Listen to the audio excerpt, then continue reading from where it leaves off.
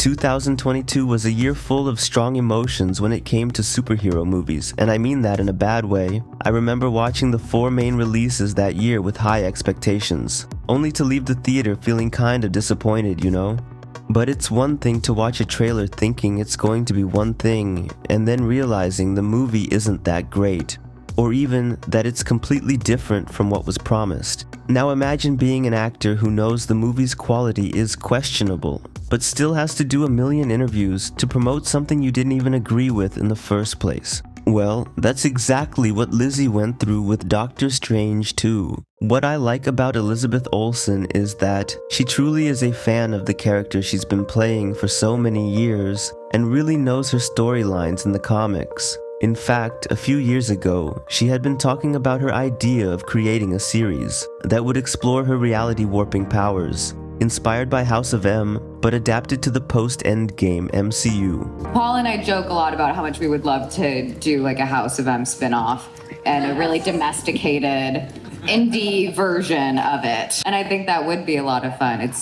That part of her story is the reason why I love this character so much. This idea of hers actually ended up happening, which was a major milestone in her career. When WandaVision was released on Disney+, Lizzie was even nominated for an Emmy for her incredible performance. And to this day, that series remains in the top 2 most watched Marvel Studios shows. But right after that, she had to fly to London to film Doctor Strange Multiverse of Madness, and that's when all the excitement and enthusiasm turned into a headache and just plain work again.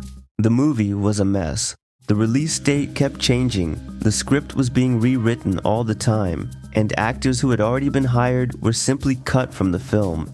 And, it's already tough enough to memorize lines and rehearse the way you're going to perform a scene, but when the script changes every day, it becomes so much harder to do your job. There's a point in making the movie where I just stopped reading drafts. I was like, this is just going to change again. Can you just keep me posted with the information I need, and you guys fill in the blanks that you need, but I'll just keep my lane.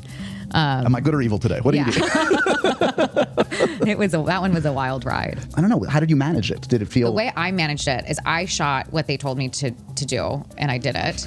And then I went off and filmed Love and Death while they filmed the rest of the movie without me. Then I did my voiceover work to make everything that I'd already done on camera make sense.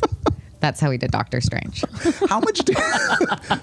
But if that were the only problem, it would be fine. The thing is, Wanda's journey in the movie doesn't make sense. She spent the entire WandaVision series processing her grief and trauma after having to kill the love of her life for the greater good, only to watch him die again. She took control of an entire town, created a perfect family out of her magic, and eventually had to let it all go after realizing her mistakes, isolating herself in a cabin in the mountains. So, what did the writers of Doctor Strange 2 do?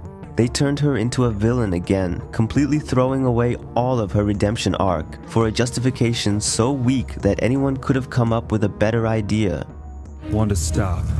We know you're looking for a way to be with your children. You know what? Black Bolt can tell you the way. Go ahead, Black Bolt. Have real babies or consider adoption. But you can't really say it was the writers or the director's incompetence. And you know why? Because they didn't even bother to watch WandaVision. So how were they supposed to know, right?